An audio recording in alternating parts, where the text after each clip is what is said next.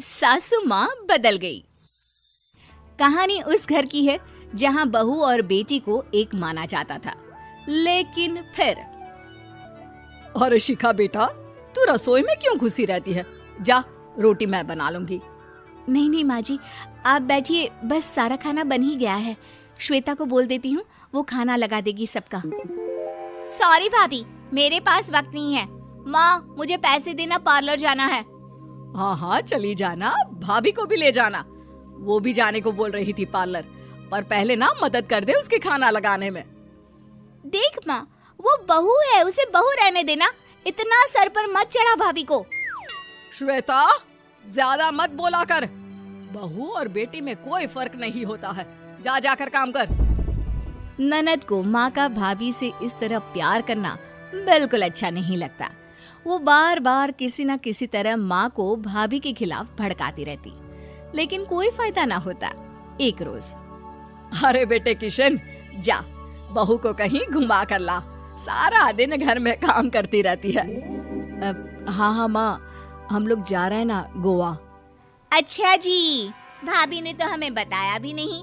वैसे तो सारी पंचायत करती है, ये गोवा वाली बात क्यों छुपा गई हमसे? अरे क्योंकि उसे खुद नहीं पता था बहन।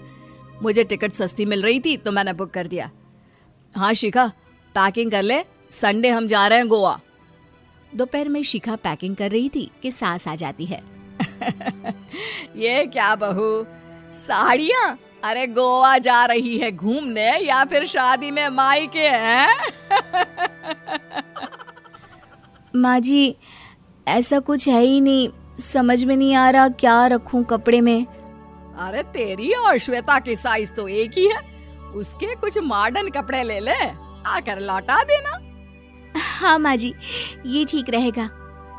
शिखा श्वेता के पास जाती है और उससे कपड़े मांगती है। ना जी ना, मैं अपने कपड़े ना दूं, वैसे भी फैल जाएंगे मेरे कपड़े, बहुत महंगे वाले हैं। शिखा मुंह लटकाकर कमरे में आ जाती है तो सास कहती है, चल तैयार हो जा, तुझे मैं शॉपिंग करा कर लाती हूँ गोवा की। बस फिर क्या था, सास बहू निकल जाते हैं मार्केट और एक से बढ़कर एक ड्रेस खरीद कर घर आते हैं। पहले बता देती कि नए कपड़े दिलाने वाली है भाभी को, तो मैं अपने ही दे देती ना भाभी को, मुझे दिला देती नए कपड़े। देख श्वेता, परिवार का मतलब सबके साथ रहना होता है, ना कि सिर्फ अपना सोचना। वैसे भी तुझे अच्छे संस्कार सीखने चाहिए। और रही बात कपड़ों की, तो शिखा, आज से घर पर भी तू मॉडर्न कपड़े ही पहनेगी। कोई जरूरत नहीं है ये साड़ी वाड़ी लपेटने की। अब क्या था, घर पर श्वेता और शिखा एक जैसे रहते। एक बार पड़ोसन आती है। अरे बेटा, अपनी माँ को तो बुलाना, जरा बात करनी है। शिखा सास को बताती है और रसोई में चली जाती है। ये आपकी बेटी बहुत बड़ी हो गई है, इसके लिए एक रिश्ता है, कहो तो बता दूं। ये बेटी नहीं बहू है, घर में सब एक जैसा ही रहता है। वैसे मेरी बेटी भी बड़ी हो गई है, कोई रिश्ता हो तो जरूर बताना। पड़ोसन रिश्ता लेकर उन लोगों के घर आती है। तब श्वेता की होने वाली सास कहती है, तो ये घर है, कितने मंजिल का है? और ये बहू ने आपकी क्या पहन रखा है, जीन्स टॉप? अरे भाई, साड़ी वाड़ी नहीं है क्या इसके पास? देखिए, सर्दी है तो साड़ी में बहू कैसे मैनेज करती, वैसे पहनती है साड़ी भी। देखिए, हम लोग ठहरे पैसे वाले लोग, कोई कमी नहीं है हम लोगों के पास पैसों की, बहुत पैसे हैं, जमीन, नौकर चाकर, कार, सब कुछ है, लेकिन घर में संस्कारी बहू चाहिए, समझ रही हैं ना आप?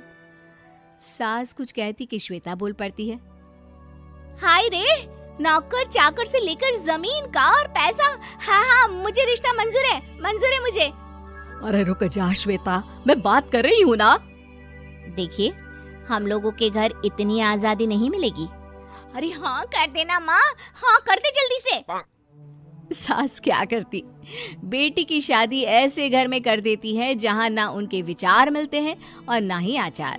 शादी के बाद एक रोज फोन पर, श्वेता बेटा, एक बार घर आ जा, बहुत दिल करता है तुझे देखने का। माँ, वो घर पर बहुत काम होता है, कैसे आऊँ? बड़ा घर है, लेकिन आने जाने वालों की लाइन ही लगी रहती है।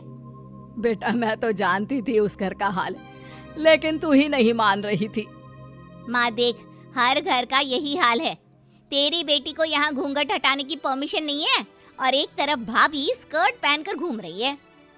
बेटा मुझे क्या पता था कि मेरी बेटी को ससुराल के नाम पर पिंजरा मिल जाएगा। अच्छा माँ, फोन रखती हूँ, सास को गर्मा गर्म रोटी खिलानी है। तुम लोगों की तरह नहीं कि एक रोटी बनाओ, एक सब्जी बनाओ, फिर सारा दिन फ्री होकर घूमो।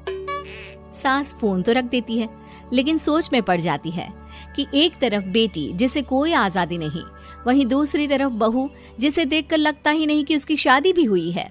अगले रोज। शिखा, अरे ओ शिखा। हाँ माँ, क्या हुआ? कुछ चाहिए आपको? मैं जिम जा रही थी। जिम के कपड़ों में बहू को देखकर सास को घूंघट में अपनी बेटी का ख्याल आता है। देख बहू, घर में बहू की तरह रहा कर। इतने टाइट कपड़े पहनकर जिम जाना पसंद नहीं मुझे। जा जाकर रोटी बना। रोटी? माँ अभी तो शाम की 6 बजे हैं, इस वक्त रोटी? अब क्या मेरे खाने पीने पर भी पहरा है? अरे जब मर्जी तब मैं अपने घर में खा भी नहीं सकती क्या? बहू को अजीब लगता है। वो समझ नहीं पाती कि जो सास कल तक इतनी सपोर्टिव थी, उन्हें अचानक से क्या हो गया। वो किचन में जाती है, गरम रोटी के साथ 2 तरह की सब्जी, रायता, सलाद सब लेकर सास के पास आती है।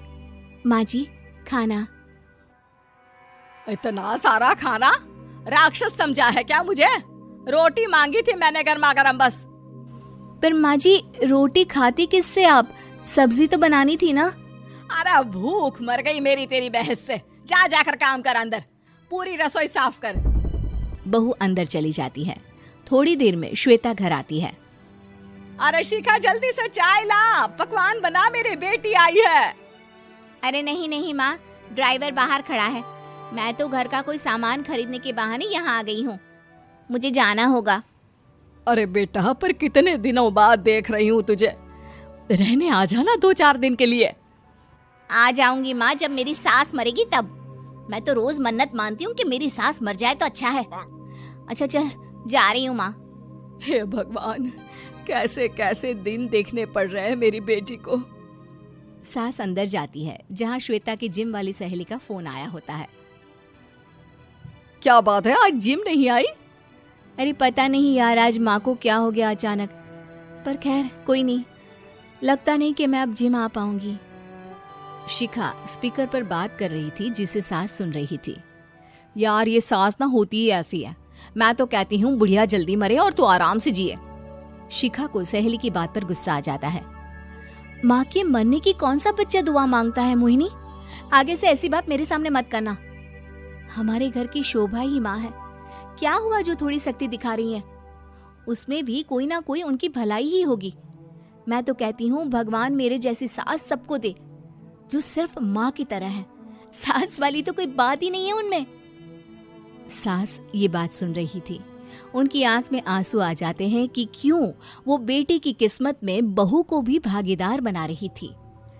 शिखा, अरे ओ शिखा, क्या हो गया? जिम नहीं जाना क्या?